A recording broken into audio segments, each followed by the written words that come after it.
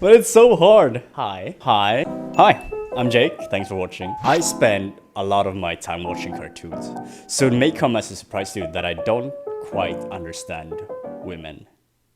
But writing them doesn't have to be. Okay, so today we're talking about women in media. And women in media, much like women in real life, haven't really been equal up until way too late, or at all. But even if we're not quite there just yet, we're still making progress, right? So why does everyone hate these late upswinging female leads? Is it because we're all secretly misogynistic? Misogynistic? Misogynist. Misogynist, yeah. Secretly all misogynistic? No! It's because it's bad writing. And I'll tell you a secret. It doesn't have to be so hard. Now, I do this a lot. Now, I'm gonna spare you from all the bad examples that you probably already heard in recent media.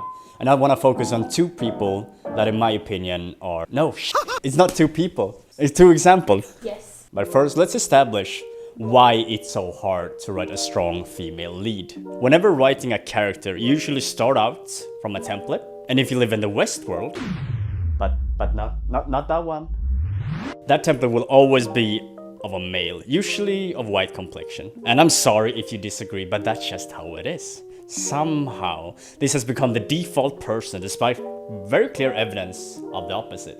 And it's so ingrained into the books and the films that we consume that we don't even question it. So whenever you stray away from the norm or from the default, you for some reason have to justify it. So why'd you make your character an Asian woman if it doesn't service the plot in any way? Why is your character short and gay when it doesn't add anything to the story? Any non-cis hero white male has to be justified into some regard because it deviates from what we're used to. You wouldn't ever need to explicitly state that your book is about a boy, but the same doesn't apply to girl. But more than that, because when you're writing, your character becomes a representative of whatever less represented demographic that you chose to write in. So here's another example. If I were to say write a female character that garnered enough popularity, that character, whether I like it or not, be used as a role model for women. That very same character, depending on the context, will be picked apart and served as something to strive for or to avoid. So with that in mind, would you want to highlight her strengths or her weaknesses? And therein lies the problem. The mainstream seems to think that the only correct way to write women is to make them perfect. But that's just not true. I guess to give any young girl someone to idolize. And God forbid that character has seemingly any negative traits or flaws. So the mainstream seems to think that any flaws given to the character, let's say that she constantly doubts her decision, will mean that all women everywhere are unsure of themselves or weak-willed or whatever. But that's not how it works in real life. Every person is an individual and not necessarily a representative of the whole group. So what a lot of popular media fails to comprehend is that flaws are what makes a person strong. And how we deal with these vices, these failures, and hardships is what makes a story engaging and creates a relatable story. But male characters doesn't seem to have the same problem with this. So wouldn't it just be easier to write a male character and then switch out that pesky Y chromosome for next one? Well, while I am advocating that gender, race, and sexual orientation shouldn't be the main focus of the character, I'm not saying to disregard that stuff completely. Because it's still a part of your character, but that's not the only thing. Writing a male character and then slapping some breasts on her and then calling it a day makes for a pretty one-dimensional character. It disregards any unique perspective, making the character feel real and making her not react to the environments around her in a believable manner. But that's just the thing. You're writing a character, oftentimes from a template or pre-existing archetype. And that's already been done. Characters, female or otherwise, aren't just the typical damsel in distress or the superior physical hardened beings. They can be more than the sexy femme fatale or the quirky but lovable sidekick. And the key here is to write inside a gray zone. Writing nuanced characters who aren't just stereotypes, but their own actual beings. And believe it or not, that actually tends to resonate more with people. But what a sneaky tactic some writers tend to employ to garner sympathy for the character that is not nuanced or relatable is having their character enduring or overcoming to some extent extreme prejudice. usually in a flashback, forcing the viewer to sympathize for the character. And that's lazy. This has been done so many times that it's already become its own trope. Alright, to summarize, what the mainstream is doing wrong is that when they're writing a strong female character, they're not writing a believable person. They've seemingly taken a cookie cutter. Cookie cutter. No, that's it. I've said it 8 times before because this is not the first time I recorded. They've seemingly taken a cookie cutter ideal of a person that's worked in the past, but they fail to see why that person is perceived to be strong in the first place. And because of being afraid of the backlash that they might receive, they remove any sort of negative trait that they would believe to set a bad precedent towards women. So, Jake, thou knower of knowledge, what is the solution? So, here's a pitch. Instead of writing women slower. Instead of writing women based on some formula, why not try something revolutionary and groundbreaking? Why not draw inspiration from the original source? That was fun. Let's do that, but less volume. So here's a pitch. Instead of writing women based on some formula, why not try something revolutionary and groundbreaking? Why not draw inspiration from the original source? Actual women. In the end, it's really not that hard to write a female character. It just takes time and effort. But that doesn't seem to fit in with Michael Mouse's money-making machine. We're pumping out content nobody asked for in a rate at which no one can keep up. So, here are some pointers on how to write a strong female character. Number 1. Write from the ground up. Don't base it on stereotypes or pre-existing archetypes. It's lazy and it shows. Number 2. Don't be afraid to give your character flaws. They're essential. And the audience won't relate to your character if they're perfect. Number 3. Have the character react to the world around them and not the other way around. And with that I mean, don't have the world change to accommodate the person. Have the person adjust their views to fit the world. And I just realized that that might be character growth. So yeah, number 3, character growth. Number 4, don't write an ideal, write a person, because you can't write an icon. It's out of your hands, because you can only write a person and then the viewers or the society will decide if that person becomes something more. Alright, just stick around and I'll showcase, I'll give you some examples to put what I've just said into context. And I'll make it super easy for you. I just take the rules one by one and it's gonna be super easy to follow. Good, nice. Right from the ground up. There are many ways to go about when writing a strong female character, but here I'll focus on 2 examples that take different routes but ultimately end up with the same result. A universally beloved character. Well, by some at least. We got Phoebe, the temperamental flame princess of Adventure Time, and Katara, the zen but equally temperamental waterbender of Avatar The Last Airbender. I'd imagine most of you already know Katara, but I chose to feature her in part because I thought it would make for a pretty neat comparison. I mean, you got the fire, you got the ice, or water, but also because Toph is the champion, the go-to example when it comes to a strong female lead. So why not give a little love to the underdog? And for those of you who have no idea who the hell I'm talking about, Katara is the waterbending teacher, caretaker, moral compass, general badass, love interest, innovative, annoying, but ultimately misunderstood character of Team Avatar. A group of do-gooders who aim to stop the Fire Nation from world domination. That's Katara. But I'd imagine fewer of you know Phoebe. Don't laugh at that. That's awful. But I'd imagine fewer of you know. Phoebe's not an F. Phoebe's an F? No, it's PH. No, not Phoebe. Phoebe. And now I need to drink. Look what you did. Sorry. Phoebe. But I'd imagine fewer of you know Phoebe, the princess of the Fire Kingdom. And while you can always ask for more character development, Phoebe is still showcased to be an excellently written character in the far too few episodes that she makes an appearance in. Flame Princess is introduced in the season 3 finale, while a hormone-ridden 15-year-old Finn the Human is doing teenage stuff.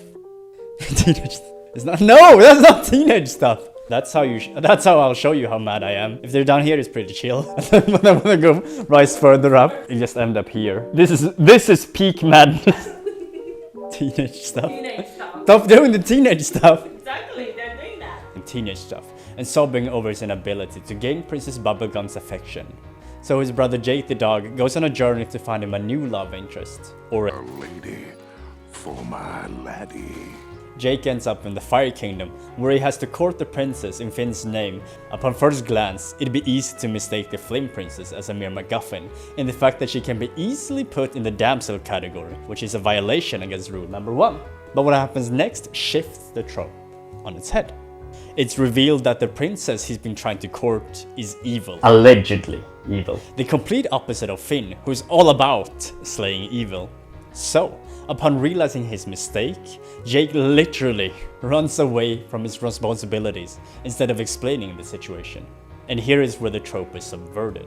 First, it's baiting us into thinking of her as some sort of trophy. But Flame Princess says f that and displays her own agency and her own free will by enacting revenge on the person who scorned her. And while she's very much written to be Finn's love interest, I really think that she comes into her own in the later seasons. When the two of them are broken up, she really learns to be her own person with her own goals in life. Treading back to Katara, she's initially put in the trope of caretaker as she's a very maternal younger sister to Sokka, but is shown to be so much more when she displays immense skill with her waterbending powers. The key thing here is that she doesn't let any one thing define her. She's written in layers and is therefore viewed as a three-dimensional character. Then we have, is it number 2? Alright, on to number 2. Don't be afraid to give your character flaws. It's no secret that both our heroines have flaws. As I said before, our waterbender leans into her trope of caregiver, but doesn't let it define her. Her flaw, however, is that she might be too maternal. A trait she's picked up from having lost her mother at a young age. But irregardless of the reason, it results with Katara caring too much, to the point that she's perceived as a bossy control freak by her peers. And she's also shown to be incredibly stubborn, and a bit vain at times. Her stubbornness, however, makes her force her own personal beliefs onto others, even when she's in the wrong. But the very same stubbornness is also the main drive in her relentless dedication in her waterbending practice, resulting in making her one of the most skilled waterbenders on the planet. But why bend water when you're literally an embodiment of fire? Phoebe's struggles aren't physical, because as long as she isn't doused with water, she's pretty much an unstoppable force. But water doesn't make for a very relatable flaw. No, her flaw is internal. Flame Princess is brought up to be evil, and that's always been the assumption, and hasn't really been challenged until she's freed from her imprisonment within the lamp. But now, out in the world, she tries to create her own identity away from her previous kingdom. And being together with Oo's most prominent hero at this time doesn't really help either, as they're a couple who struggles with physical intimacy, basically. Flame Princess's narrative is a coming-of-age story in a fantastical setting. But what really sets her back is her inability to control her emotions. Not taking into account the fact that her seemingly unlimited power can cause her to burn a hole all the way into the Earth's core, and in turn explode the planet if she were to share a kiss with her love.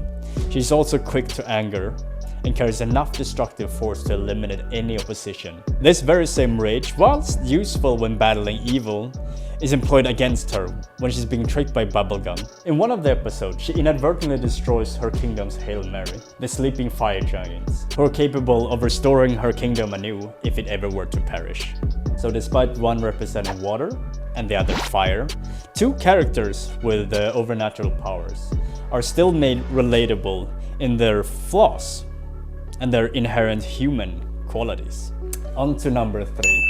Have the character react to the world around them, and not the other way around. While Katara's stubbornness seems to go against rule number 3, placing her in a similar territory to that of Captain Marvel, never backing down until proven right, and in turn never growing as a character, there is a vital difference. Katara, in contrast to Captain Marvel, does in fact redeem herself.